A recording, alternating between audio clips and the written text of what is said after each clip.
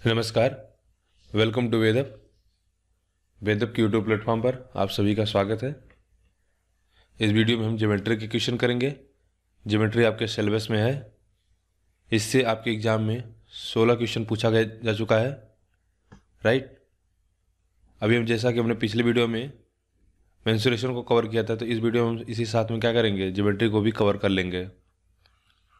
और उसी प्रकार जैसे मैंने उसमें मेंसुरेशन में क्वेश्चन कराते वक्त कॉन्सेप्ट बताया था, ज्योमेट्री में भी हम क्या करेंगे, क्वेश्चन को जब डिस्कस करेंगे तो उसके साथ ही जो भी कॉन्सेप्ट आएगा उसको डिस्कस कर लिया जाएगा। तो सबसे पहला ही क्वेश्चन देखते हैं क्या हमारा है। क्वेश्चन नंबर 1 जो है, पी क्यू आर एस एक आयत है जिसमें पी क्यू बराबर 2r दिया है। टी एक ऐसा बिंदु है जिसकी पी क्यू से कम दूरी √3QR है। अगर एम क्यू टी का मध्य बिंदु तो क्यू एम आर कोण ज्ञात करे। देखो इसी फिगर को हम अच्छे से बना लेते हैं समझाने के लिए। आपको क्या दिया, हमको एक आयत दे रखा है, ठीक है। आगे हमको बता रखा है कि पी क्यू बराबर क्या है, 2QR। यानी हम कहें कि हमको जो दिया, देखो यह P है, Q R एवं S। अगर पी क्यू बराबर 2QR, अगर यह A होगा तो यह अगर यह A होगा तो यह 2A होगा। आगे बताया है कि आगे दिया है कि T एक ऐसा बिंदु जिसकी पी क्यू से कम दूरी कितना है, √3QR। तो किसी स्ट्रेट लाइन से, जैसे अगर हमको यह एक बिंदु एक लाइन दे दी जाए और एक पॉइंट यहाँ पे दिया हो, तो सबसे कम से कम दूर वाली दूरी कौन सी होती है, जो इसके लंबवत होती है। यह दूरी सबसे कम दूरी होती है। यह सीधा प्रॉपर्टी आप जानते रहिए, क्योंकि इसके अलावा अगर आप चाहे यह दूरी लीजिए चाहे यह दूरी लीजिए, सभी दूरियां ज़्यादा होंगी। सबसे कम दूरी होती है जो लंबवत दूरी होती है। तो सबसे लंबवत इसमें हमको दे रखा टी की दूरी दे रखा है यहाँ पे, ठीक है। और दिया है, फिगर देखो बना लेते हैं पूरा।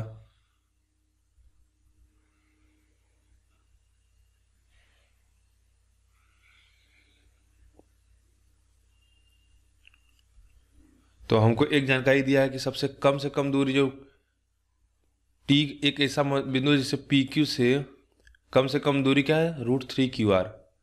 यह वैल्यू हमको दिया है, यह टी है, यानी यह वैल्यू हमको दे रखा कितना, √3QR। आगे देखेंगे, और एम क्यू टी का मध्य बिंदु है। एम जो है ना वह क्यू टी का मध्य बिंदु है, तो यह गलत बन गया है, इसको मिटा देते हैं।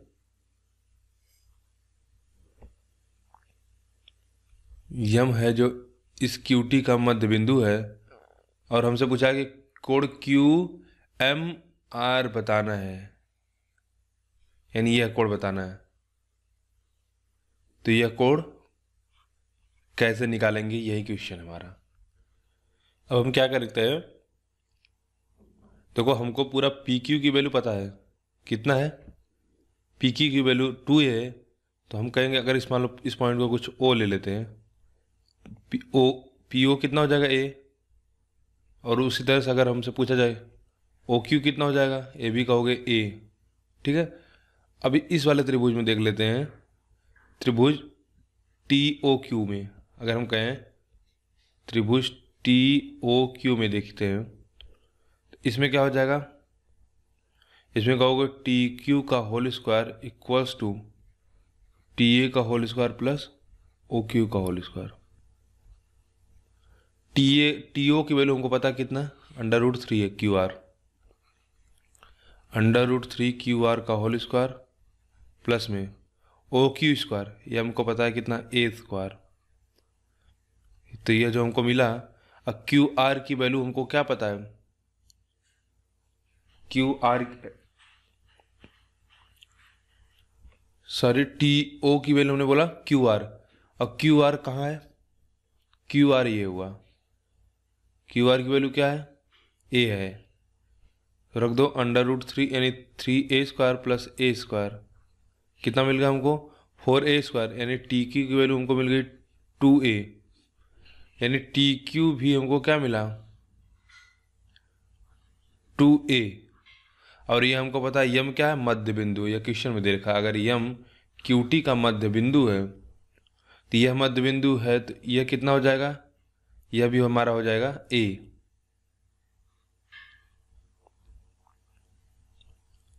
तो यह भी हमारा हो जाएगा a, यह भी हमारा a हो गया।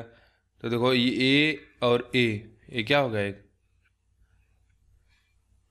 और हमको इसके बारे में पता नहीं है, हमको इतना पता चला कि ये समद्विबाहु त्रिभुज बन गया कि दो भुजाएं इसकी बराबर हो गए। ठीक है। और यहाँ से हमने देखा कि ये हमारा क्या हो जाएगा? अगर इस ट्रायंगल में देखा जाए, इस ट्रायंगल में देखा जाए तो ये हमारा पूरा हो जाएगा 2a, यह हो गया a और यह हो गया √3QR। या आप बड़े वाले ट्रायंगल में देखो, ट्रायंगल टी पी क्यू, यानी इसमें देखते हैं टी पी और क्यू में। देखो जब इस ट्रायंगल में, मैं बड़े वाले बोल रहा हूँ, इसमें आप देखोगे तो यह क्या हो गया हमारा? समबाहु त्रिभुज। देखो यह भी 2a क्योंकि दोनों भुजाएं बराबर होंगी, यह भी 2a है और यह पूरा पी क्यू भी 2a है। तो हमको यहाँ से मिल गया ऐसा मध्यबाहु त्रिभुज है, तो इसका मतलब 60-60 डिग्री सब होगा। यह भी 60 डिग्री, यह भी 60 डिग्री। ठीक है। और यह आयत है तो यह तो 90 डिग्री पहले से ही होगा। तो 60-90 कितना हो जाएगा? 150। अब बाकी दो भुजा बची और हमको दोनों पता है कि इनकी भुजाएं बराबर है तो आमने सामने वाला एंगल भी बराबर होगा। यह एंगल अगर थीटा होगा तो यह भी थीटा होगा। तो 150 हो चुका, या 30 होंगे तो 30 मिला के क्या हो जाएंगे? आधा। कितना हो जाएगा? 15 डिग्री। ठीक है, आगे बढ़ेंगे। दो देखेंगे, एक चक्रीय चतुर्भुज में अगर दो कोण 70 डिग्री और 80 डिग्री हैं तो बाकी दो बचे कोण ज्ञात करें। चक्रीय चतुर्भुज का क्या प्रॉपर्टी होता है कि इसमें आमने सामने के जो कोण होते हैं उनका योग कितना होता है? 180 होता है। ठीक है। तो अगर मान लेते हैं दो कोण हमको 70 दिया है तो हमको पता आमने सामने के कोण क्या होते हैं? 180। तो यह कितना हो जाएगा? 110। यह कितना हो जाएगा? 100। तो कितने हो जाएंगे? 100 और 110। कौन सा ऑप्शन है? 2 का बी। आगे बढ़ेंगे, तीसरा देखते हैं। क्वेश्चन नंबर हमको 3 में दिया है कि एक वृत्त की त्रिज्या 9 सेंटीमीटर है और इस वृत्त में एक जीवा की लंबाई 14 सेंटीमीटर है, तो केंद्र से जीवा की दूरी ज्ञात करो। देखो जिसे कोई, ठीक है, त्रिभुज है और इसमें एक जीवा दे रखा हमको। ठीक है, हमसे पूछ रहा है कि इस जीवा के केंद्र से कितनी दूरी होगी। तो कहीं से दूरी निकालने के लिए क्या मतलब होता है? परपेंडिकुलर दूरी, क्योंकि यही सबसे शॉर्टेस्ट दूरी है। बाकी होने का तो बहुत कुछ हो जाएगा, यह भी दूरी हो जाएगी, यह भी दूरी होगी, लेकिन दूरी हमेशा हम क्या बोलते हैं? जो केंद्र, जो उस किसी पॉइंट से क्या हो, परपेंडिकुलर ड्रा किया जाए, जैसे पहला क्वेश्चन में हमने देखा था। तो इसकी त्रिज्या हमको कितना दे रखा है? 9 सेंटीमीटर। त्रिज्या 9 सेंटीमीटर दिया है और जीवा की लंबाई 14 है। तो यह प्रॉपर्टी आपको पता है कि अगर वृत्त के केंद्र से, ठीक है, वृत्त के अंदर जीवा अगर है उस पर परपेंडिकुलर ड्रा करते हैं तो यह इसको बराबर भागों में बांट देता है। तो यह हमारा कितना हो जाएगा? 7। तो 9, 7 और हमको यही निकालना है, यक्स की वैल्यू निकालनी है। तो कितना हो जाएगा? यह आप कहोगे एक्स स्क्वायर बराबर हो जाएगा 9 का स्क्वायर माइनस 7 का स्क्वायर, कितना होगा? 81। और यह हो जाएगा 49, घटा दोगे तो कितना? 49, 32 है ना, 32। अब इसका रूट अंडर, अच्छा निकालना, अंडर रूट निकालना। देखो 32 का निकालो तो 32 का अगर अंडर रूट निकालोगे तो ये तो हमको पता है कि इसका अंडर रूट 5, मतलब स्क्वायर रूट क्या होगा? 5 और 6 के स्क्वायर के बीच में होगा। 5 का 25 होता है, 6 का 36 होता है, तो इसी के बीच में आएगा। तो कौन सा ऑप्शन होगा? तीसरे का ए। निकाल लेना, निकालना चाहो तब भी आ जाएगा वही आंसर। आगे बढ़ेंगे। क्वेश्चन दिया है कि एक नियमित बहुभुज, एक नियमित क्या है, बहुभुज, यानी एक रेगुलर पॉलीगन है कि बाहरी कोण और आंतरिक कोण के बीच का अंतर 108 दिया है, तो उसके बाहरी कोण कितना होगा। तो मान लो बहुभुज, बहुभुज माने जिसमें कई भुजाएं हो, तो हम क्या कर लेते हैं, 4 भुजाओं वाला ले लेते हैं कोई एक, इसे एक आयत ले लेते हैं, ठीक है। बहुभुज का मतलब ऐसा नहीं होगा कि पॉलीगन हमको कोई 6 भुजा 7 भुजा लेना, कुछ भी ले सकते हो आप, इसको भी तो ले सकते हो। चतुर्भुज क्या भी हमारा एक बहुभुज ही होगा। हमको दे रखा है कि इसमें बाहरी और आंतरिक कोणों का, आप जानते रहिए कि बाहरी और आंतरिक कोणों का योग कितना होता है, 180। अगर यह थीटा बाहरी है ना, तो एक्सटर्नल इसको कर लो, यह थीटा इंटरनल आंतरिक, तो इन दोनों का सम कितना होना चाहिए, 180। उसी तरह से अगर दूसरा कोई बना लीजिए आप पॉलीगन, उसमें भी अगर हम इस देखा जाए, इसको एक्सटेंड कर लो, तो इसका और इसका सम कितना हो जाएगा, 180। यह तो दिख रहा है क्लियर। तो E प्लस आई के वैल्यू हमेशा 180 होता है, ठीक है, यानी एक्सटर्नल और इंटरनल का योग। और यहाँ हमको दे रखा कि बाहरी और आंतरिक कोण का अंतर, बाहरी एक्सटर्नल और इंटरनल आंतरिक का अंतर 108 दिया है। तो हमसे क्या पूछा है, उसका बाहरी कोण कितना होगा। बाहरी कोण निकाल लोगे तो कितना हो जाएगा, यहाँ से 188 यानी 144 डिग्री। आसान था। और जिन्होंने इस क्वेश्चन को जिस बुक से लगा रहे होंगे, अगर उनका 36 आंसर आ रहा है तो गलत है, क्योंकि आयोग ने 36 माना, लेकिन 36 इसका आंसर नहीं होगा, इसका आंसर 144 डिग्री होगा। क्वेश्चन नंबर 5 देखिए कि एक चित्र में दिया है कि चित्र में ओ वृत्त का केंद्र है और एबीसी वृत्त की परिधि पर बिंदु है, कोण ए बी ओ ज्ञात करो। जैसे इस तरह से कोई एक सर्कल दिया है और हमको दिया है कि ए बी सी 3 पॉइंट हैं,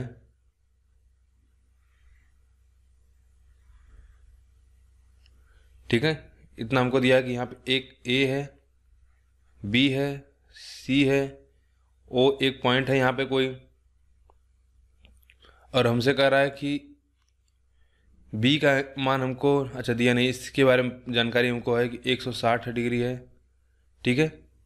इसके बारे में है कि 55 डिग्री है। हमसे पूछा जा रहा है कि कोण ए बी ओ कितना होगा, यानी यह एंगल हमसे पूछा जा रहा है कितना होगा। देखो अगर किन्हीं 2 पॉइंट से, ठीक है, या ऐसे का लोग अगर 2 कार्ड यानी 2 जीवा केंद्र पर कुछ कोण बना रही हैं, तो इनके द्वारा जो यहाँ पे इसके केंद्र पर कोण बनाया जाता है, इसी का आधा कोण क्या होता है, वृत्त की परिधि पर, फिर वह चाहे कहीं पे भी हो। जैसे अगर वृत्त का केंद्र है ओ और 2 पॉइंट से, ठीक है, यही मान लो बी और सी से, इसके केंद्र पर अगर मान लेते हैं 2 थीटा कोण बनाया जा रहा है, तो फिर इससे चाहे जहाँ पे बनाओ, इस इन पॉइंट से यानी बी और सी से, इस कार्ड से वृत्त की परिधि पर चाहे जहाँ भी कोण बनाओगे, यह थीटा ही, यह क्या होगा 2 थीटा है, तो यहाँ पे थीटा हो जाएगा, उसका आधा हो जाता है। लेकिन यह ध्यान हमेशा रखना आपको कि यह जैसे इस सेगमेंट के ऊपर हो, यह इसका सेगमेंट ए वाला है, अगर इसके ऊपर बनाया जा रहा है तो 2 थीटा होगा, लेकिन जब इसके नीचे आ जाता है तब इसको क्या करते हैं, इसको घटा देते हैं, 360 माइनस 2 थीटा कर देंगे, सॉरी इसको कहेंगे, राइट सही है कि हम इसको बोलेंगे 360 माइनस 2 थीटा। इसको रिफ्लेक्स एंगल भी बोला जाता है, ठीक है, रिफ्लेक्स, प्रतिबिंब या क्या बोलते हैं हिंदी में, प्रतिबिंब ही बोलेंगे, ठीक है, प्रतिबिंब कोण या परिवर्तित कोण। तो ये हमारा 360 माइनस थीटा हो जाएगा। चलो अगर कोई क्वेश्चन इससे आता है तो उसमें बताया जाएगा, अभी इतना समय बस इतना जानते रहो कि अगर किन्हीं 2 पॉइंट से वृत्त के केंद्र पर कोण कुछ बन रहा है, तो इसका आधा कोण इसके वृत्त की परिधि में बनेगा, और यह हमेशा ध्यान रखना कि यह इसके सेगमेंट, मेजर सेगमेंट में हो, ठीक है। देखो एक कोण में दो, जैसे यही है, अगर ये पॉइंट बी और सी है, ठीक है, तो यह वाला पार्ट होगा ना, ये इसको माइनर सेगमेंट बोला जाता है, यानी छोटा खंड बोला जाता है, और यह बड़ा हमारा बड़ा खंड होगा, ठीक है। और अगर इस परिधि इतना देखा जाए तो इसको सेक्टर बोला जाता है। परिधि की बात करोगे तो सेक्टर होगा, और इस पूरे भाग की बात करोगे तो इसको सेगमेंट बोला जाता है, ठीक है। चलो अभी इन सब की अगर ज़रूरत आएगी तो आगे बताया जाएगा। तो क्वेश्चन करते हैं। हमको दे रखा है कि यह 160 डिग्री है, तो ये हम बता देंगे कितना BAC कितना हो जाएगा। BAC हो जाएगा आपका 80 डिग्री। और हमको यह 55 दिया है, तो यह पता है कि यह दोनों क्या है, त्रिज्याएं हैं। तो यह दोनों बराबर है, तो यानी आमने सामने वाला कोण बराबर होगा, तो यह भी 55 होगा, तो यह भी क्या हो जाएगा 55 डिग्री। और यह अगर 55 डिग्री तो पूरा 80 है, तो यह कितना हो जाएगा 25 डिग्री। अगर यह 25 हुआ तो यह भी 25 डिग्री हो जाएगा, क्योंकि क्या है ये त्रिज्याएं आमने सामने का कोण बराबर होगा। तो कौन सा ऑप्शन होगा 5 का, ए। आसान क्वेश्चन है, आगे बढ़ेंगे। क्वेश्चन नंबर 6 देखेंगे कि हमको दिया है कि AB क्या है, पैरेलल है, और कोण QPR निकालना, कोण QPR यानी इसकी वैल्यू हमको निकालना है। तो यह कितना हो जाएगा 180 माइनस, अच्छा यहाँ पे देखो ये हमारी वैल्यू x है, ठीक है, यह y है। यहाँ y जहाँ लिखा हुआ वहाँ x कर लेना, जहाँ x है वहाँ y कर लेना। तो x प्लस कितना y, ax और y यही तो निकालना है। और x y कैसे निकालेंगे, x y हमको पता है कि दो पैरेलल लाइंस होती हैं, ठीक है। इंटरनल जो एंगल होता है या आंतरिक कोण होता है, इनका सम कितना होता है 180 डिग्री। और यह एंगल अगर थीटा है तो यह एंगल थीटा, यह दोनों बराबर होते हैं। बाकी आंतरिक कोण क्या होता है, इनका सम 180 डिग्री होता है। तो यह टोटल एंगल कितना हो जाएगा, यहाँ पे है x प्लस वाई, और यहाँ पे कितना है x प्लस वाई, इनका सम कितना होगा 180 डिग्री। तो x प्लस वाई की वैल्यू हमको यहाँ से कितना मिल जाएगी 90 डिग्री। तो यहाँ से पुट कर दोगे तो कितना आंसर आ जाएगा 90। आसान क्वेश्चन है, केवल बस प्रॉपर्टी आपको आना चाहिए। साथ देख लीजिए कि मान ले D एक समबाहु त्रिकोण है, ABC के आंतरिक भाग में एक बिंदु है। बिंदु D से त्रिभुज की तीनों भुजाओं पर खींचे गए लंबों का माप क्रमशः इतना इतना इतना है, तो त्रिभुज का क्षेत्रफल ज्ञात करें। देखो क्या है कि कोई एक त्रिभुज है समबाहु, समबाहु मतलब जिसकी सभी भुजाएं समान हो, ABC, और यहाँ पे कोई एक पॉइंट है जिससे क्या है, इसकी तीनों भुजाओं पे लंब खींचा जा रहा है।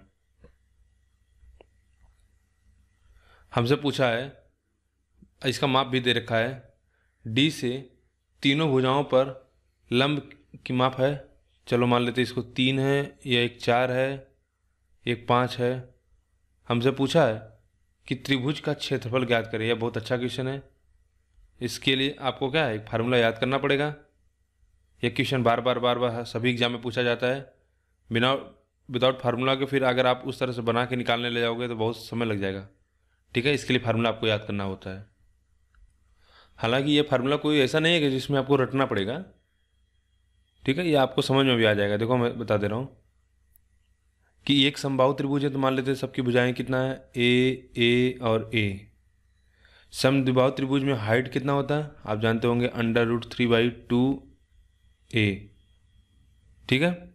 और इसका एरिया कितना होता है, √3/2 की जगह 1/4a, ठीक है। या सीधा आप इस तरह से कर लेते हो कि अगर हाइट हमको देखो ये होता है √3/2a निकलता है, तो त्रिभुज का क्षेत्रफल कितना होता है, त्रिभुज का क्षेत्रफल होता है 1/2 हाइट इंटू एक साइड, 1/2 √3/2a इंटू a, कितना हो जाएगा √3/4 का होल स्क्वायर। तो ये सब चीज़ें मुझे लगता है कि आप जानते होंगे फार्मूला, कि समबाहु त्रिभुज का हाइट कितना होता है, एरिया कितना होता है, ठीक है। हम आगे देखेंगे क्वेश्चन को कैसे सॉल्व करेंगे। देखो ये हाइट हमको मिला ना, तो परपेंडिकुलर ड्रॉन हुआ है, यानी हम कह दें यहाँ से कि हमारा क्या लंब केंद्र है, आर्थो सेंटर है। आर्थो सेंटर क्या होता है, लंब केंद्र हमारा क्या होता है कि अगर प्रत्येक, ठीक है, n है न, तो यहाँ से अगर प्रत्येक शीर्ष से सामने वाली भुजा पे लंब डाला जाता है, तो जो इनका प्रतिच्छेदन बिंदु होता है वही हमारा क्या होता है, लंब होता है। सिंपल सा कॉन्सेप्ट है। तो देखो अगर हम इसको मान लें, इस पॉइंट को क्या मान लें, अगर O मान लेते हैं, ठीक है, और ये हमको पता चल गया क्या √3/2a, तो इस एंगल ए बी सी का एरिया क्या होगा? एरिया अभी हमने बताया कि √3/4 a² होगा। अगर हम करें क्या काम करें कि चाहे इसका निकाल लें बड़े वाले का, चाहे हम करें कि ए इसका निकाल लें एक बार पहले, बी ओ सी का निकाल लें, फिर क्या करें, फिर ए ओ बी का निकाल लें, फिर क्या करें हम ए ओ सी का निकाल लें। इनका निकाल के सबका सम कर देंगे तब भी हमारा मिल जाएगा। तो देखो मैं क्या कर रहा हूँ कि जो त्रिभुज का एरिया होगा वह तो √3/4a होगा। या मैं कह रहा हूँ कि अगर आप चाहे तो त्रिभुज ए ओ बी प्लस त्रिभुज ए ओ सी प्लस त्रिभुज बी ओ सी का निकाल के अलग अलग एरिया निकाल के जोड़ दो तो कितना होगा। अगर इस त्रिभुज का पहले हम निकाल लेते हैं, जैसे इसका एरिया निकालने के लिए क्या करोगे, 1/2 हाइट कितना है इसका हाइट 5 दे रखा है भाई, 5 लंब केंद्र है, इंटू आधार कितना है ए। उसी तरह इसका निकाल लेते हैं ए ओ बी का, तो कितना हो जाएगा 1/2 4 इंटू ए प्लस 1/2 इंटू 3 इंटू ए। ये हमारा जो आया ये अभी हमारा क्या हुआ, त्रिभुज का एरिया हुआ। तो इसके बराबर कर लेते हैं, सब में 1/2 है, कॉमन हो जाएगा। 5 4 9 3 12 12/2 यानी 6a। तो इसकी वैल्यू हमको क्या मिली यहाँ से 6a। आगे देखिए ए की वैल्यू यहाँ से हमको कितना मिल जाएगी, ए से कट जाएगा, ए बराबर हमको जो मिल जाएगा वह हो जाएगा कितना। अच्छा हमको एरिया निकालना है ना, तो सीधा हम ए की वैल्यू यहाँ पर रख देंगे। ए की वैल्यू हमको यहाँ से जो मिलेगी 6 चौक 24 बटा में √3। इसी वैल्यू को क्या करो, इस आप इक्वेशन में पुट कर दो एरिया वाले में, तो √3/4 इंटू 24 बटा √3 का होल स्क्वायर सॉल्व कर दीजिए। तो यह √3 24 गुणे में 24 बटा में 4 इंटू √3 का होल स्क्वायर होगा, तो एक √3 हो जाएगा। देखो एक √3 से कट जाएगा, इससे काट दोगे तो 6 आ जाएगा, और 6 को लिखोगे 2 गुणे 3, एक 3 से काट देना तो यहाँ पे कितना √3 बच जाएगा, तो ऊपर बच जाएगा 48 √3। ये हमारा क्या हो जाएगा आंसर, कौन सा ऑप्शन, 7 का सी। तो इसमें बस इतना जान लो, मैं फार्मूला पहले सोचा बताऊँ लेकिन कोई ज़रूरत नहीं, आप इस तरह से बेसिक समझो कि एक बार इसका निकाल लो, एक बार इसका निकाल लो एरिया, एक बार यह एरिया निकाल लो मेरा, एक बार ये निकालो कि बी ओ सी कितना होगा, ए ओ सी कितना होगा और ए ओ बी कितना होगा। इनका निकाल के बस सम कर लो। अब पूरा एरिया हमको पता कितना होता है √3/4a²। बस इसको इक्वल कर देना, ए की वैल्यू आ जाएगी। ए की वैल्यू क्या है सीधा आप इसमें पुट कर देना। आगे बढ़ेंगे, इसको मिटा देते हैं। क्वेश्चन नंबर 6 देखेंगे, ये अच्छा क्वेश्चन है आपका, 7 जो था बहुत अच्छा क्वेश्चन था। 2 समकोण त्रिकोण हैं, पहले त्रिकोण की भुजाएं 2 3 4 सेंटीमीटर है, ठीक है, और दूसरे त्रिकोण का परिमाप 81 सेंटीमीटर है, तो दूसरे त्रिकोण की समरूप भुजाएं ज्ञात करें। दो क्या है, राइट एंगल ट्रायंगल है, समकोण त्रिभुज है।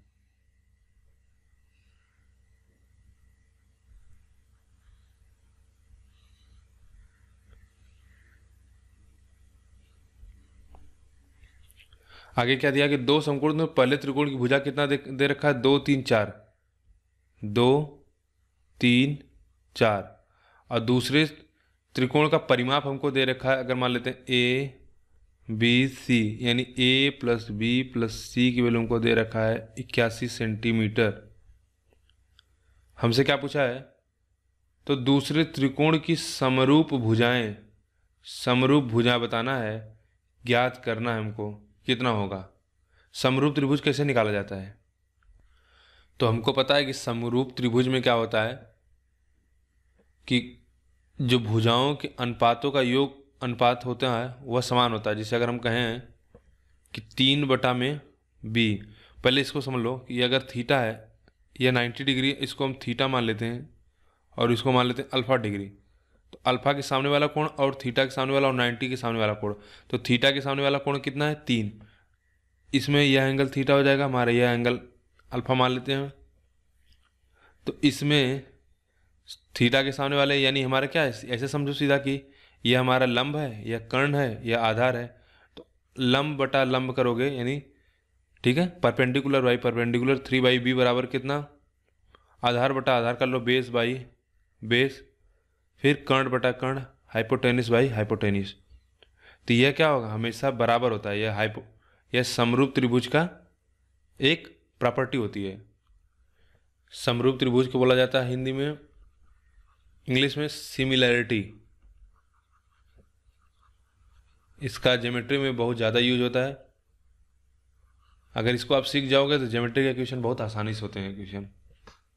तो मान लेते हैं कि इनके बराबर क्या, हम कोई एक वैल्यू मान लेते हैं, ठीक है, तो कि हमको आसानी से पता चल जाए कि हमको वैल्यू क्या निकालना है। या हमको क्या करना चाहिए था ना, इसके बराबर हम 1/, के मान लेते हैं, ताकि हमको क्या b के बराबर 3 के, a के बराबर 2 के, c के बराबर 4 के मिल जाए। या आप इसी तरह इसको इस तरह से भी तो निकाल सकते थे कि b/3, a/2, c/4 कर लो, इसके बराबर 4, इसके बराबर के मान लो, यानी हम इसमें इस ट्रायंगल का इस ट्रायंगल में सिमिलरिटी लगा रहे हैं। तो b बराबर हमको क्या मिल जाएगा, 3k, a बराबर 2k, c बराबर 4k। ये अपनी सुविधा के लिए हमने ऐसा किया, क्योंकि यहाँ से करते b बराबर, जैसे यहाँ पे अगर k नहीं a 1 नहीं माने होते तो b बराबर कितना हो जाता, 3/k आता। तो हमने अपनी सुविधा के लिए ऐसा कर लिया। इन तीनों का सम हमको दे रखा है कितना क्वेश्चन में, 81। कितना हो जाएगा, 4 2 6, 6 3 9, तो k बराबर हमको मिल गया 9। हमसे पूछा भुजा क्या होंगी, तो भुजा क्या हो जाएगी, b बराबर हमको मिल जाएगा 9 × 3 27 के, ऑप्शन देखते रहिए, 27 के, 2 के बराबर हमको कितना मिलेगा, 18 के, यानी 18 हो जाएगा। b बराबर हमको मिला 27, ठीक है, यह मिला हमको 18 और यह मिल गया हमको कितना, 36। कर्ण हमारा क्या हो गया, 36। तो देखो अब हमको बताना है कि सबसे बड़ी भुजा इसमें कौन सा, 36, 18, 27, 36। तो दूसरे त्रिकोण की समरूप भुजाएं हैं।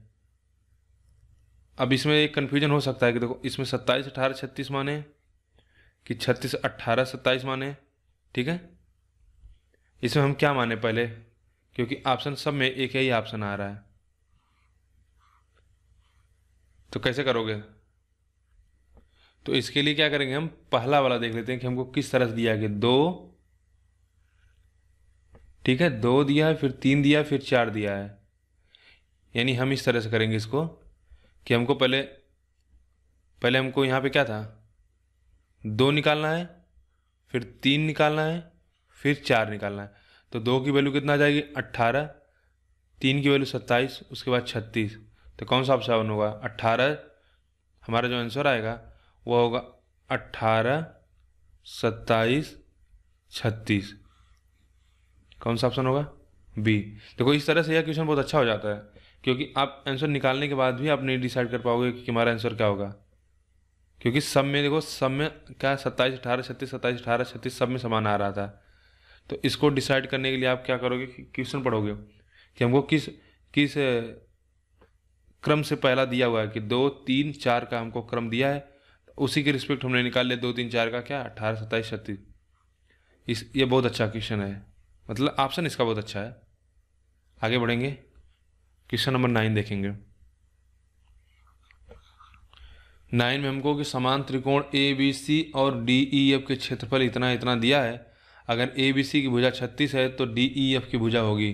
देखो इसको बनाने की कोई जरूरत नहीं, लेकिन बना देते फिगर समझाने के लिए, क्योंकि यह क्या समान त्रिकोण है ना, दो एंगल है। चलो इसको मान लेते हैं ए बी सी, यहाँ पे डी ई एफ। हमको क्या दिया कि ए बी सी और डी एफ के क्षेत्रफल कितना दे रखा है, 144 और 81। और आगे हमको दिया है कि अगर ए बी सी की सबसे बड़ी भुजा, अगर मान लें सबसे बड़ी भुजा इसको मान लेते हैं 36 है, तो इसमें भी सबसे बड़ी भुजा क्या मान लेंगे, ये हमारा हो जाएगा डी ई एफ है ना, तो उसको मान लेते हैं हम यक्स। और इस तरह से भी समझा करो, क्योंकि यह लिखने का तरीका ये होता है, जैसे अगर ए बी सी उसी तरह डी ई एफ, यानी यह जो एंगल है ना, जो शीर्ष ए, यह शीर्ष बी ई को और सी एफ को कर रहा है, यानी अगर हम ए बी भुजा लेंगे तो दूसरे एंगल में हम क्या लेंगे, डी ई भुजा लेंगे। अगर इसमें ए बी लेंगे तो इसमें डी ई लेंगे। उसी तरह अगर इसमें बी सी लेंगे तो इसमें डी एफ लेंगे। और इसमें अगर हम ए सी लेते हैं तो इसमें हम ई एफ लेते हैं। समरूप त्रिभुज को पहचानने का यही तरीका होता है कि जिस क्रम में त्रिभुज ए बी सी या डी ई एफ लिखा जाता है, यानी जिस क्रम में इनके शीर्ष लिखे जाते हैं, उसी क्रम में हम क्या है, समरूपता लगाते हैं। अब आगे देखिए, हमको पता है कि त्रिभुज क्या है, समान है। तो समान त्रिभुज में क्या होता है कि इनके एरिया, जो इनकी एरिया होती है, क्षेत्रफल का अनुपात होता है। क्षेत्रफल का अनुपात होता है, क्या होता है, अनुपात। इनके क्षेत्रफल का जो अनुपात होता है, इनके भुजाओं के वर्ग के अनुपात के बराबर होता है। तो इनके भुजा का अनुपात देख लेते हैं। यहाँ पे 36, यहाँ पे यक्स है, 36 बटा में यक्स, इनके भुजाओं के वर्ग के अनुपात इनका क्या होता है, वर्ग के इनके क्षेत्रफल के अनुपात के बराबर होता है। तो इनका क्षेत्रफल कितना है, 144 और 81। ठीक है, इसका रूट कर लो तो कितना हो जाएगा, 36 बटा में यक्स, यहाँ पे कितना हो जाएगा, 12 बटा में 9। एक्स की वैल्यू हमको क्या मिलेगी, 27 सेंटीमीटर। तो कौन सा हमारा आंसर होगा, 9 का ए। बस इसमें इतना जानते रहना है कि समरूप त्रिभुज में क्षेत्रफल का अनुपात इनके भुजाओं के वर्ग के अनुपात के बराबर होता है। क्वेश्चन नंबर 10 देखेंगे। अभी तक ज्योमेट्री में आपका उस स्तर का क्वेश्चन नहीं पूछा गया जैसा कि आपके मेंसुरेशन में पूछा गया था। 10 देखते हैं कि इसमें एक्स का मान निकालना है हमको। इसमें वृत्त का केंद्र है। अगर एक्स का मान, अगर हमको इसका मान पता चल जाए तो हम इसका मान निकालेंगे, क्योंकि इसका मान क्या होता है, इसका 2 टाइम्स होता है। जिसकी वैल्यू हमको दे रखा है 20, 30, 50, तो यह कितना हो जाएगा, 100। यह तो बिल्कुल आसान क्वेश्चन था। तो 10 का ए बी एक वृत्त का व्यास है, सी एक बिंदु है और वह ए सी व बी सी 2 जीवाएँ हैं। ठीक है, वृत्त की 2 जीवाएँ हैं। यदि ए सी का मान 7 है, वृत्त की त्रिज्या इतना है, तो बी सी का मान निकालना है। देखो क्या है,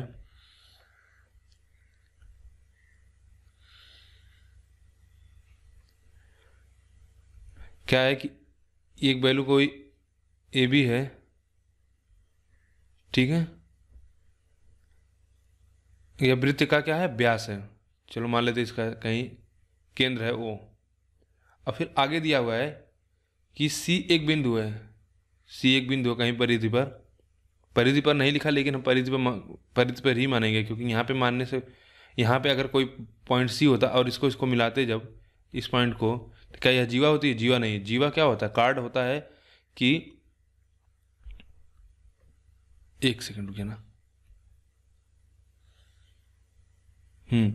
कार्ड हमारा क्या होता है कि अगर एक सर्किल है, उस सर्किल से उसकी 2 परिधि के बीच की दूरियों को क्या होता है, इसको जीवा बोला जाता है। अगर परिधि पर 2 पॉइंट है, जैसे एक पॉइंट यहाँ पे, एक पॉइंट यहाँ पे, इनके बीच की दूरी को अगर मिला दें, एक रेखा बना दें, तो इसी को हम क्या बोलते हैं, जीवा। इसको कार्ड बोला जाता है। और सबसे बड़ी जीवा किसी केंद्र के बीच में क्या होती है, वह होता है व्यास। व्यास ही सबसे बड़ी हमारी जीवा होती है, क्योंकि यह सर्किल के बीचों बीच से जाता है, यह सबसे बड़ी जीवा होती है। तो सी हमारा पॉइंट हमने बोला, यहाँ पे एक सी पॉइंट मान लेते हैं, इन दोनों को मीट कर देते हैं। हमको बोला ए बी और ए सी दिया ना, बी सी हमको मान पूछ रहा है। हमने इसको बी मान लिया था, इसको ए मान लिया था। हमको ए की वैल्यू क्या है, ए सी की वैल्यू दे रखा क्वेश्चन में 7 सेंटीमीटर। हमको त्रिज्या दे रखा, कितना त्रिज्या दिया है, 12.5। अगर हम इसको इससे मीट कर दें तो ये हमको देख रखा है 12.5। हमसे पूछ रहा है इसकी वैल्यू कितना होगी, यही हमको निकालना है। ठीक है, कैसे निकालेंगे, देखो। अब एक छोटी सी प्रॉपर्टी होती है कि अगर आप व्यास से किसी भी बिंदु पर, ठीक है, किसी भी बिंदु पर अगर एक कार्ड डालते हैं, 2 जीवाएँ अगर एक कोई बिंदु सी है और उनको मिलाते, तो यह एंगल हमेशा कितना होता है, 90 डिग्री बनता है। या ऐसे समझ लीजिए कि एक आपका सर्कल है, यह आपका व्यास है, इससे हम किसी परिधि पर एक बिंदु पर क्या है, 2 रेखाएं खींचते हैं, तो यह हमारा कितना हो जाएगा। चूंकि हमको पता है सेंटर पे जो एंगल बनता है इसका आधा बनता है, तो बताओ यह व्यास है यानी एक स्ट्रेट लाइन, तो यह एंगल कितना है हमारा 180 डिग्री, तो यह कितना हो जाएगा 90। इस तरह से भी समझ लो। तो देखो यह 90 डिग्री हो गया, यानी हम कहेंगे कि त्रिभुज त्रिभुज ए बी सी क्या हो गया हमारा समकोण त्रिभुज हो गया। ए बी सी हमारा एक समकोण त्रिभुज हो गया। इसकी वैल्यू हमको पता है क्या 12.5, यह भी हमारा 12.5 होगा क्योंकि यह त्रिज्या होगा। तो पूरे ट्रायंगल में हम क्या लगा लेते हैं, पूरे ट्रायंगल में समकोण पाइथागोरस थ्योरम प्रमेय कर देते हैं हम। तो यह 90 डिग्री है, तो इसके सामने वाला हमारा यह हो जाएगा कर्ण। ये हमको 7 दिया, यह x मान लेते हैं, निकाल लेते हैं। देखो कितना हो जाएगा, आप कहोगे 12.5 12.5 मतलब कितना हो जाएगा 25। 25 का होल स्क्वायर इक्वल्स टू कितना 7 का होल स्क्वायर प्लस x का होल स्क्वायर, ये कितना हो जाएगा 625 कर देंगे। 7 का होल स्क्वायर है तो 49 बराबर में x का होल स्क्वायर, यह कितना मिल जाएगा 7 25। इसका जानते हो कि यह हमको एक ट्रिपलेट बनता है 7 25 24 का। तो सीधा आप अगर यह ट्रिपलेट याद होता तो आपको 24, अगर इसको आप घटाओगे ना तो यह आएगा 576। ठीक है, तो 576 का हमको जान पता है कि किसका स्क्वायर रूट होता था 24 का, तो कौन सा हो जाएगा 12 का ही। आगे देखेंगे अब 11 का ही 12, वहाँ देखेंगे अब। कुछ ट्रिपलेट आप भी जानते रहिए, जैसे एग्जाम में क्या होता है, जैसे एक समकोण त्रिभुज दिया हो, ठीक है, अगर यह 3 हो यह 4 हो तो यह कितना होगा 5 होगा। कैसे, 3 का स्क्वायर 9, 4 का स्क्वायर 16, 16 9 25, तो यह 5 आ जाता है। तो इसी तरह से कुछ ट्रिपलेट होते हैं, महत्वपूर्ण ट्रिपलेट जो एग्जाम में बार बार आते रहते हैं, उनको आप याद कर लो तो बार बार आपको निकालना नहीं पड़ेगा। 3 4 5 का एक बनता है, दूसरा बनता है 5 12 और 13 का, ये बहुत पास में होता है। देखो 3 4 5 12 13, ऐसा कोई नहीं है, बस इसमें हम बता रहे हैं कि सिमिलरिटी एक थोड़ा सा में।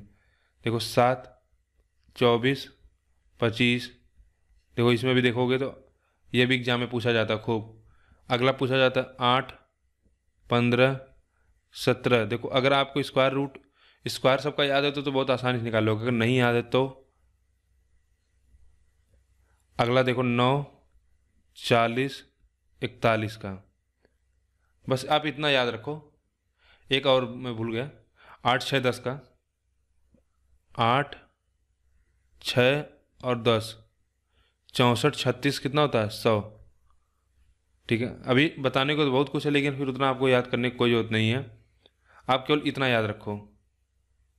और एक छोटा सा और याद अगर कर सकते हो तो कर लो, 1.5 2 2.5 का बनता है, यानी 15 2, इसको अगर इस तरह से कहो 15 20 25, सॉरी हाँ मतलब 1.5 2 2.5 इस तरह से कर लो, याद कर लो, कोई ज़रूरत नहीं है।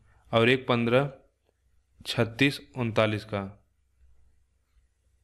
देखो इसमें मेन क्या है मैं बता दे रहा हूँ, यह मस्ट है, आपको याद होना चाहिए, यह भी याद होना चाहिए, यह भी याद होना चाहिए, यह भी याद हो, यह याद होना चाहिए और यह याद होना चाहिए। ये दोनों कंपलसरी है, आप याद कर लो बहुत अच्छी बात है, नहीं याद हो रहा तो कोई बात नहीं। अगर आपने ध्यान दिया होगा तो देखो यह क्या है ना, इसका मल्टीपल है 2 टाइम्स, 2 3 4 दूनी 8 3 दूनी 6 5 दूनी 10। उसी तरह अगर आप इसको देखो यह भी मल्टीपल है, इस वैल्यू को देखेंगे आप 3 टाइम्स, 5 3 15 12 3 36 12 13 3 39।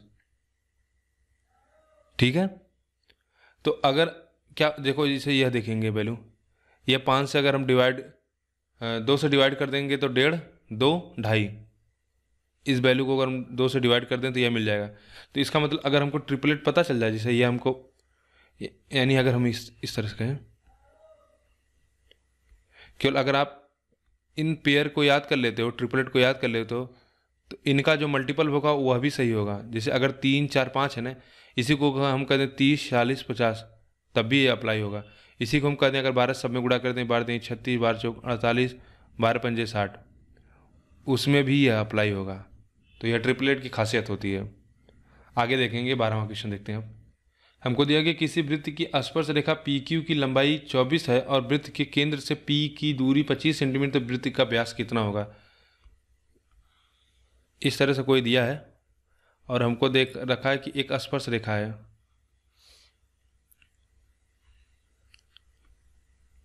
एक स्पर्श रेखा दे रखा है, इस तरह समझ लीजिए, P दे रखा है और Q यहाँ पे पॉइंट Q पे स्पर्श कर रहा है। यह वैल्यू हमको दे रखा है कितना, 24 सेंटीमीटर। और हमको पूछा है कि वृत्त के केंद्र से P की दूरी कितना होगी। तो वृत्त का केंद्र आप O मान लीजिए, हमको इसके बीच की दूरी पूछा है। इसको थोड़ा सा अपनी सुविधा के लिए क्या करते हैं, बना लेते हैं। ये हमारा हो जाएगा P। हमसे पूछा है कि वृत्त का व्यास कितना होगा, हमको वृत्त का व्यास निकालना है। तो यह पता हमको कि यह क्या होगा, यह वृत्त का रेडियस होगा, R होगा। ठीक है, तो ये हमको R पता चल जाए तो हम वृत्त का व्यास निकाल लेंगे। और यह 24 है। तो आप जानते रहिए कि वृत्त के केंद्र से उसके स्पर्श रेखा पर खींची गई जो कोण होता है वह 90 डिग्री होता है। ठीक है, अगर इस तरह से कोई आपको दे दे स्पर्श रेखा और इसके केंद्र से आप इस पर ड्राई करोगे तो यह क्या होगा, ऑलवेज 90 डिग्री। अब देखो आगे आगे हमको पता चल गया यह 90 डिग्री है। ठीक है, और यह हमको पता दिया है क्वेश्चन में कितना, 25।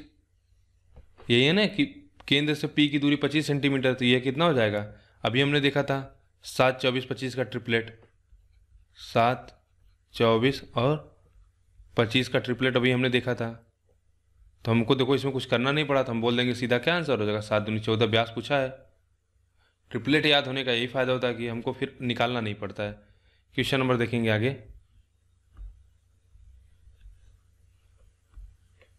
उस सबसे बड़ी संभव त्रिकोण के क्षेत्रफल का पता लगाएं जिसे 10 सेंटीमीटर त्रिज्या वाले अर्धवृत्त के अंदर रखा जा सकता है। ठीक है, हमको बताना है कि सबसे बड़ा त्रिकोण त्रिभुज कितना बन सकता है जिसे एक क्या है, अर्धवृत्त के अंदर रखा गया है। अर्धवृत्त हमने बना लिया इस तरह से।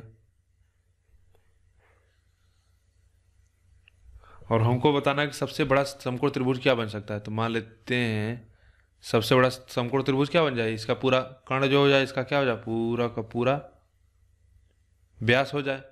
और हमको वैसे भी जानते हैं कि देखो ये समकोण त्रिभुज ही बनेगा अगर जब व्यास है। ठीक है, व्यास से अगर खींचा गया वृत्त के परिधि पर जो कोण होता है वह क्या होता है, 90 डिग्री होता है। तो यह 90 डिग्री हो गया। ये तो हम जानते भी हैं, प्रॉपर्टी होती है। आगे देखिए, हमको दिया इसका सेंटीमीटर, ये कितना दे रखा है, इसका जो त्रिज्या दिया है 10 सेंटीमीटर त्रिज्या वाले। तो यह हमको 10 सेंटीमीटर दे दिया, तो यह भी 10 सेंटीमीटर हो गया। तो हमको क्षेत्रफल बताना है, तो इसका क्षेत्रफल क्या होगा, क्षेत्रफल यही होगा। क्षेत्रफल निकालने का दो तरीका है, या तो आप यहाँ से क्या करो, परपेंडिकुलर ड्रा कर लो इस तरह से, हाइट गुणे इतना कर लो, या आपको यह मिल जाए वैल्यू, अगर जैसे x है या y है तो 1/2 x इंटू वाई कर लोगे। तो इसमें बताओ कैसे क्या निकाला जाएगा, क्या आसान होगा हमारे लिए। तो इसमें आगे देखेंगे कि हमको क्वेश्चन में दे रखा है कंडीशन को, हमको सबसे बड़ा वृत्त बनाना है।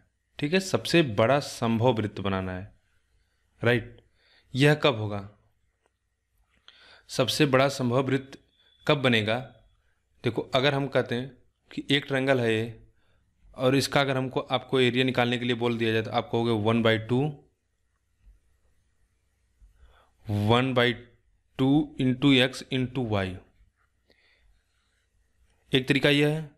दूसरा तरीका है कि यहाँ से एक क्या हो, इसके अगर हमको हाइट पता चल जाए इस ट्रायंगल की, मान लेते हैं इसका हाइट h है, तब इसका कितना होगा 1/2।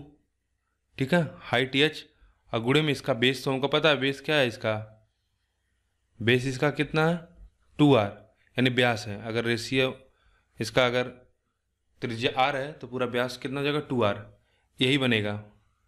अब बताइए हमको बनाना है सबसे बड़ा वृत्त।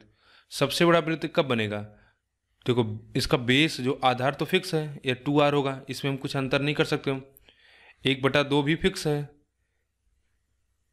1/2 भी फिक्स है, इसमें हम कुछ परिवर्तन नहीं कर सकते। और 2r फिक्स है, इसमें भी हम कुछ परिवर्तन नहीं कर सकते।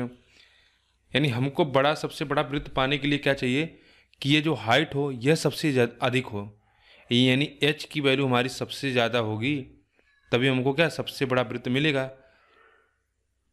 तो एक चीज़ बताओ कि एच की वैल्यू सबसे बड़ी क्या होगी? अगर एक सर्किल में बना दूँ इस तरह से, सेमी सर्किल, इसमें सबसे बड़ा एच क्या होगा?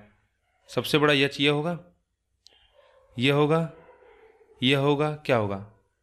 और हमको निकालना है इस तरह से, ठीक है, मैक्सिमम पॉसिबल वैल्यू निकालना है।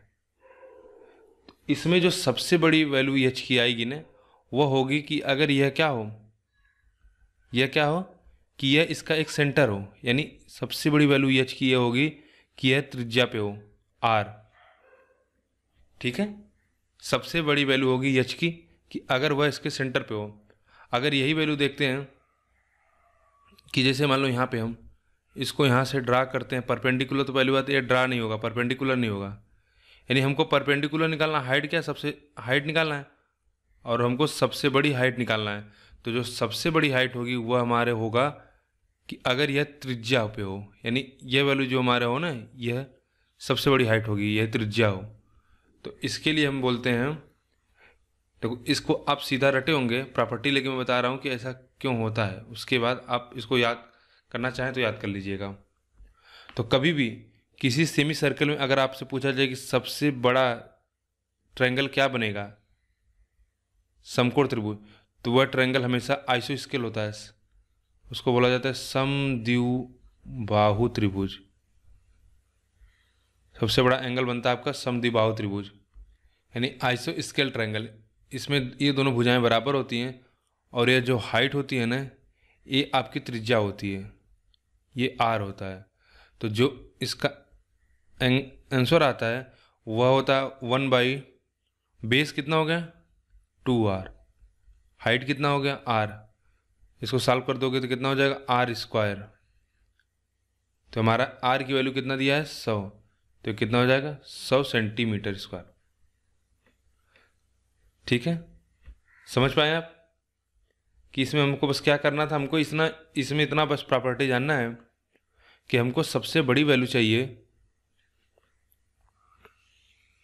फिर से बनाते हैं, एक बार और समझा देते हैं कि हमको देखो, हमने बोला कि अगर हम कोई एक इस तरह से समकोण त्रिभुज इसमें बना देते हैं, और हमको पता है कि अगर ये परपेंडिकुलर ड्रा करते तो हमको क्या यहाँ से हाइट मिल जाएगा, और यह जो हाइट होगी तो इसका एंगल, जो इसका रेशियो, इसका जो एरिया होगा वो होगा 1/2 इंटू एच इंटू 2r। तो बेस हमको पता है फिक्स है, बेस में कुछ परिवर्तन नहीं कर सकते क्योंकि बेस इसी पे बनाया जा रहा है, 1/2 फिक्स है। तो हमको सबसे बड़ा लेने के लिए क्या हो, एच सबसे अधिकतम हो, एच क्या हो मैक्सिमम हो हमारा। एच क्या मैक्सिमम होगा, जब यह हमारा इस पे हो, रेडियस पे हो। अगर यहाँ से परपेंडिकुलर ड्रा करें तो यह क्या हो आर हो। इसके अलावा अगर कोई दूसरा कंडीशन लेते हो, जैसे मान लो आप यह ट्रायंगल बनाते हो और यहाँ से इसको ड्रा करते हो, तो क्या होगा, यह आर से कुछ छोटा होगा। उसी तरह से आप इधर कहीं ले लो, जब यहाँ से अगर परपेंडिकुलर ड्रा करो और यह हाइट निकालने जाओ तो यह भी जो एच होगा क्या होगा आर से छोटा होगा। तो सबसे बड़ा आर हमारा होगा कि जब इसके ऐसा ट्रायंगल ड्रा करें जो यह क्या हो, इसके सेंटर पे परपेंडिकुलर ड्रा करता हो, तभी हमारा सबसे अधिकतम वैल्यू आएगी। इसका आंसर हो जाएगा आर का 100। और एक चीज़ ध्यान देना कि जब किसी भी अर्धवृत्त में सबसे बड़ा जो समकोण त्रिभुज बनता है वह क्या होता है, एक समद्विबाहु समकोण त्रिभुज होगा। एक समद्विबाहु त्रिभुज होता है, इतना बस जान लो, एक समद्विबाहु त्रिभुज होगा।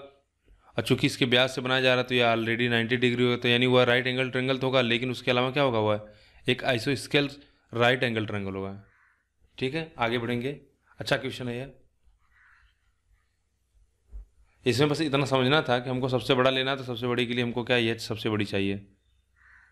आप लोगों ने क्या इसको रटा होगा, सीधा रटना नहीं, समझना है क्यों ऐसा करते हैं, आगे देखेंगे। क्वेश्चन नंबर 14, आयत पी क्यू आर एस का हमको क्षेत्रफल दे रखा है 36 वर्ग सेंटीमीटर, और यह एक्स और वाई उन भुजाओं के मध्य बिंदु हैं जिन पर वे स्थित हैं। जेड पी क्यू है, जेड पी क्यू पर है, तो एक्स वाई जेड का हमको क्षेत्रफल निकालना है। इसका इसका इसका क्षेत्रफल निकालना है। कैसे निकालोगे इसका क्षेत्रफल, इसको यहाँ पे बना लेते हैं।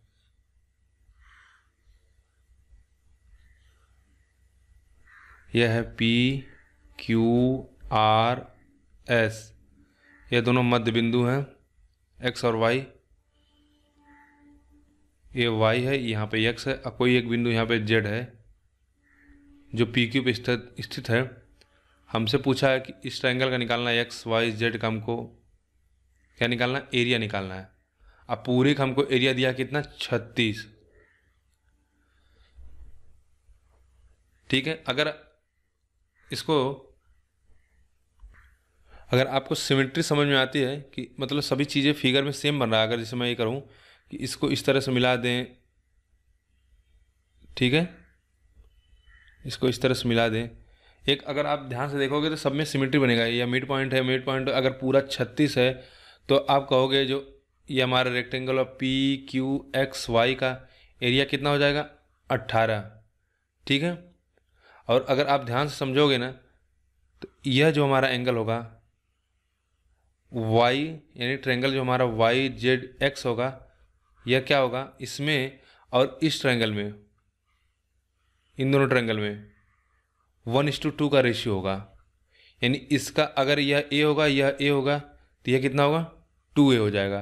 तो 18 है, तो 18 का अगर हम इसको इस तरह से बांट दें तो यह 9 हो जाएगा, यह 3 हो जाए, यह 9 हो जाएगा, तो ये 4.5 हो जाएगा, यह 4.5 हो जाएगा। आप डायरेक्ट यहाँ से कहोगे हमारा आंसर 9 होगा। ठीक है, अगर आपको सिमेट्री समझ में आ रहा है, और नहीं तो हम देखो इसको सॉल्व करते हैं, एक एक करके निकाल लेते हैं क्या मैं बता रहा हूँ। देखिए कैसे मैंने बोला ये चीज़। आप लोगों ने क्या एक फार्मूला पढ़ा होगा या एक प्रॉपर्टी पढ़ी होगी कि कोई अगर एक हमारा चतुर्भुज है ना, इस तरह से ले लेते हैं, कोई एक चतुर्भुज ले लिया और इसमें क्या हम करें, एक ट्रायंगल बना लें और उसका बेस क्या हो, बेस वही सेम हो। जैसे यहाँ पे बेस क्या है, वाई और एक्स है, बेस अगर बराबर होगा तो यह जो ट्रायंगल बनेगा, triangle Z X Y Z, इसका एरिया जो होता है वह एरिया हाफ होता है किसके, चतुर्भुज पी क्यू आर एस का। कैसे, देखो मान लेते हैं यह इस ए है और यह बी है, अब हमको इसका निकालना है। तो ट्रायंगल का एरिया अगर निकालने जाओगे तो ट्रायंगल का एरिया कितना हो जाएगा, ट्रायंगल एक्स वाई जेड का एरिया निकालोगे तो हो जाएगा हाफ इंटू हाइट ए इंटू बेस बी 1/2, और पी क्यू आर एस का अगर आप एरिया निकालोगे तो यह एक आयत बनता है, तो इसका एरिया कितना होगा, ए इंटू में बी, तो वही इसका आधा हो गया ना सीधा। यहाँ पे एक्स वाई जेड का कितना है, 1/2 ए बी, और यहाँ से भी कर लेंगे half P Q R S का, ए बी है तो इसका क्या हुआ, आधा हो गया, तो डायरेक्ट बोल देते हैं। तो इसलिए मैंने बोला कि जब पूरा 36 है तो पी क्यू आर एस का पी क्यू एक्स वाई का पी, देखो पी क्यू एक्स और वाई का मिला हमको 18, तो एक्स वाई जेड का हमको कितना मिल जाएगा, अब कहोगे इसका आधा होता है 9, डायरेक्ट यहाँ से बोल दो, तो इसका कौन सा आंसर हो गया, 9। आगे बढ़ेंगे, हमको दिया कि एक समांतर चतुर्भुज जिसका आंतरिक कोण 150 है, उसकी दो भुजाएं 10 सेंटीमीटर 12 सेंटीमीटर, तो समांतर चतुर्भुज का क्षेत्रफल क्या होगा। ठीक है, एक कोई समांतर चतुर्भुज है, इस मान लेते हैं इस प्रकार से,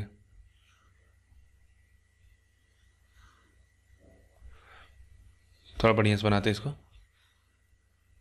लगना चाहिए क्योंकि 10-12 का अंतर है तो कोई बहुत ज़्यादा अंतर नहीं है, दोनों भुजाएं लगभग लगभग क्या है, समान है। तो इसको हम मान लेते हैं 12, इसको मान लेते हैं 10, और हमको क्या दिया हुआ, आंतरिक कोण, जिसका एक आंतरिक कोण कितना है, 150 डिग्री, यही वाला 150 होगा, क्योंकि ये तो हमको दिख रहा है क्लियरली क्या न्यून कोण होगा, 150 है। तो हमसे पूछा है कि समांतर चतुर्भुज का क्षेत्रफल क्या होगा, समांतर चतुर्भुज का क्षेत्रफल कैसे निकालोगे। देखो इसमें केवल आपको साइड दे रखा है, जब तक आपको हाइट ना पता चले आप कैसे निकाल पाओगे, तो हाइट कैसे निकालोगे आप। तो देखिए इस क्वेश्चन में क्या हमको हाइट नहीं दिया है, ठीक है, इसमें हमको हाइट नहीं पता है लेकिन बेस हमको पता है। तो जब आपको केवल दो भुजा दे रखे हो, ठीक है, दो भुजाएं दे रखी हो, मतलब ये परस्पर भुजाएं हो समानांतर में, तो क्या होता है, ये अगर 12 होगा तो यह भी 12 होगा, यह 10 होता तो 10, यानी हमको 2 पता चले तो हमको पता चल जाता है। तो अगर दो भुजा दे रखा हो और उनके बीच का कोण दे रखा हो, तो आप क्या कहोगे? पैरेललोग्राम जो होता है उसका एरिया निकालने का फार्मूला होता है तब A B into B C, यानी अगर हम दो भुजा मान लें, एक ए बी मान लेते हैं इसको, A B C D, A B into B C बराबर होता है साइन थीटा। यह हमारा क्वेश्चन, इससे हम क्या होता है एरिया निकाल लेते हैं। देखो यहाँ पे 150 अंश है। देखो अगर आपको यह समझने में दिक्कत हो रहा है कि साइन 150 की वैल्यू क्या होगी, तो यह जानते रहिए कि साइन 150 डिग्री बराबर होता है साइन, इसको लिख सकते हो 180 माइनस 30, और 180 डिग्री में आप जानते हो कोई चेंज नहीं होता है, क्योंकि आपके सिलेबस में क्या है, यह नहीं है क्या बोलते हैं ट्रिग्नोमेट्री, तो इसको मैं उतना बताऊंगा नहीं। बस आप इतना समझ लीजिए कि चाहे साइन 150 लिखिए चाहे साइन 30 लिखिए, यानी इन दोनों का डिफरेंस सेम होगा।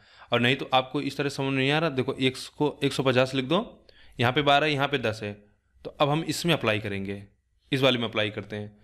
तो अब हम पैरेललोग्राम का एरिया निकालेंगे, तो हमारा कितना हो जाएगा? अब एरिया निकालेंगे तो हम कहेंगे A B into A D ले लेते हैं, ए डी और साइन थीटा, इसको हम थीटा मान लेते हैं। अब इसमें हम निकाल लेंगे, तो यह 150 है, तो यह कितना हो जाएगा 30 डिग्री, क्योंकि दोनों का 180 होता है। अब इनमें निकाल लो तो कितना हो जाएगा, ए बी की वैल्यू कितना है 12 गुड़े ए डी की वैल्यू 10 है, साइन 30 की वैल्यू 1/2। देखो इतना तो आपको बेसिक ही जानना ही पड़ेगा, क्योंकि अगर आप ज्योमेट्री पढ़ रहे हो तो क्या है कि कुछ वैल्यू आपको आने, क्योंकि ज्योमेट्री में हर जगह क्या होगा, आपको थीटा की वैल्यू बार बार आएगी। तो यही इसीलिए मुझे नहीं समझा कि इन्होंने ज्योमेट्री को क्यों इंक्लूड कर लिया, जब उनको ट्रिग्नोमेट्री नहीं पढ़ाना है, नहीं पूछना है, तो ज्योमेट्री क्यों पूछा। अब जिन्हें ज्योमेट्री करना होगा उन्हें तो ट्रिग्नोमेट्री के कुछ बेसिक तो जानने पड़ेंगे, जैसे ट्रिपलेट होगा, ठीक है, समद्विबाहु त्रिभुज क्या होता है, समबाहु त्रिभुज क्या होता है, sine theta, sine 60, sine 90, sine 45, इन सब का मान क्या होता है, यह सब जानना होगा। जैसे अब इसी क्वेश्चन में अगर आप साइन 30 की वैल्यू नहीं जान रहे हो तो कैसे करोगे इस क्वेश्चन को, तो यह हो जाएगा 20, 120/2 यानी 60, ठीक है। तो यानी यहाँ ध्यान रखना कि जहाँ पे समांतर चतुर्भुज में अगर उनके बीच का एंगल दिया हो और दो भुजा दे रखी हो, तो वहाँ पे अगर आपको हाइट नहीं पता है तब भी आप निकाल लोगे, तो उसके लिए आप फार्मूला अप्लाई करते हो A B into B C into sine theta, यानी दो क्रमागत जो होते हैं एंगल और उनके बीच का जो कोण होता है थीटा, उसको लेके साइन थीटा कर लोगे। चूँकि साइन थीटा में अगर 180 से घटाओगे तो कोई अंतर नहीं आएगा, तो आप क्या कर लेना, इसको 150 मान लेना और यहाँ पे 10 और 12 ले लेना, इसमें अप्लाई कर लेना, हो जाएगा आंसर। अब लास्ट क्वेश्चन देखते हैं 16वां, इसको मिटा देते हैं।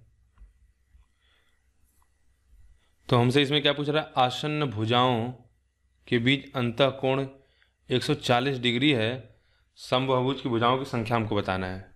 देखो एक समबाहुभुज है, समबाहुभुज मतलब हो गया कि जिसमें प्रत्येक भुजाएं समान हो, और समबाहुभुज है यानी कोई पालीगन है, चलो मान लेते हैं 6 भुजा वाली कोई एक पालीगन है,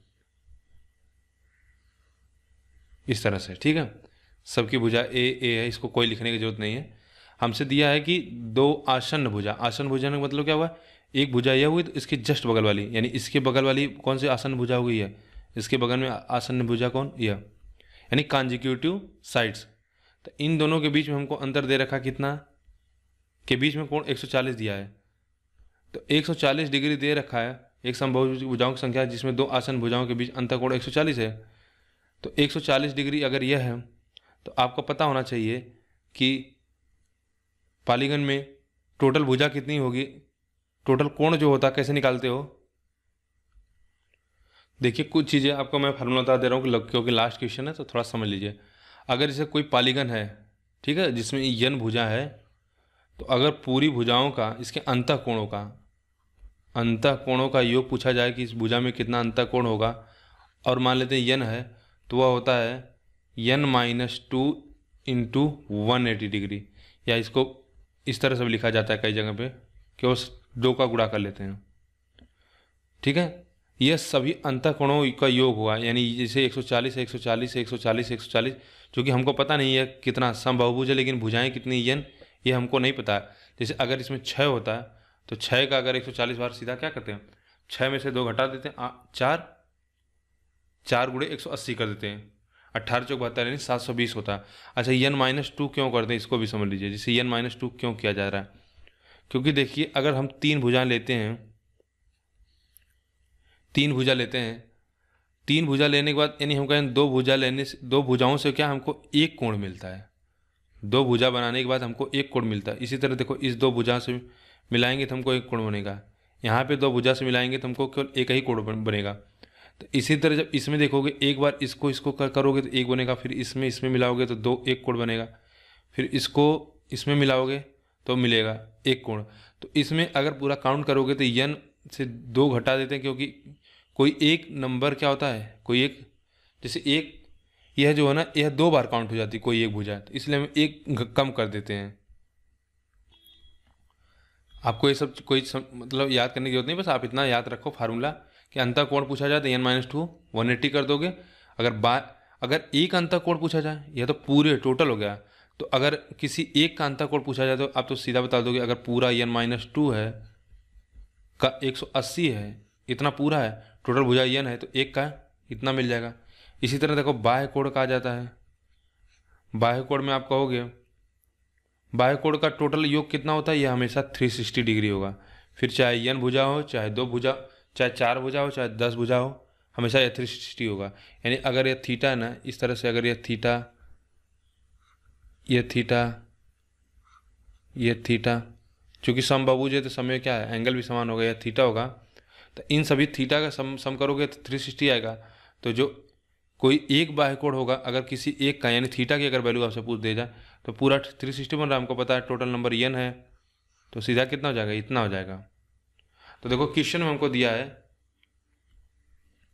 हमसे दिया एक अंतः कोण दे रखा है एक का 140, तो चाहे आप इस फार्मूले में रख लो, ठीक है, यहाँ रख लो n-2 इंटू, हमको n पता नहीं है, n हम निकालना चाह रहे हैं, n कर लो 140 n यहाँ से हो जाएगा, यहाँ से कितना हो जाएगा 180 n-360, n बराबर कितना आ जाएगा 9, n बराबर हमारे यहाँ से आ जाएगा 9।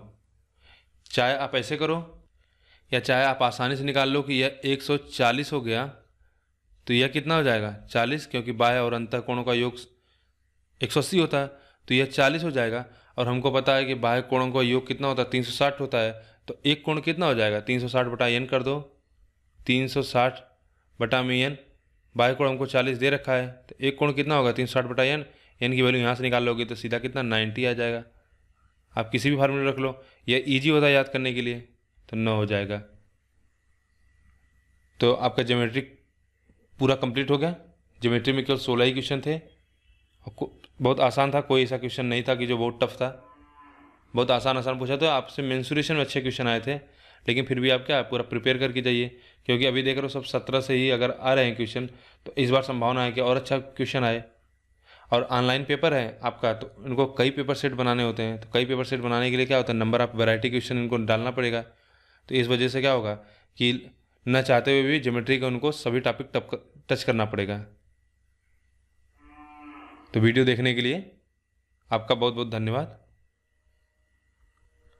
अब हमारा जो बचा हुआ टॉपिक है केवल प्रोबेबिलिटी बचा हुआ है, यानी इसको संभावना बोलते हैं। परम्यूटेशन एंड कॉम्बिनेशन बचा हुआ है, पार्टनरशिप बचा हुआ है, और एक कुछ अलजेब्रा टाइप का अंकगणितीय इस तरह से कुछ आया हुआ है, उसमें 30-32 क्वेश्चन, यानी आप इसको सिंपली समझ लो कि सिंप्लीफिकेशन टाइप का है, सिंप्लीफिकेशन के जैसा है।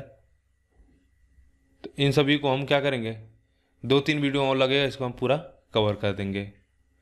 तो वीडियो को लाइक करिए, वीडियो अगर आपको अच्छा लगता है तो शेयर करें और चैनल को सब्सक्राइब कर लें। धन्यवाद।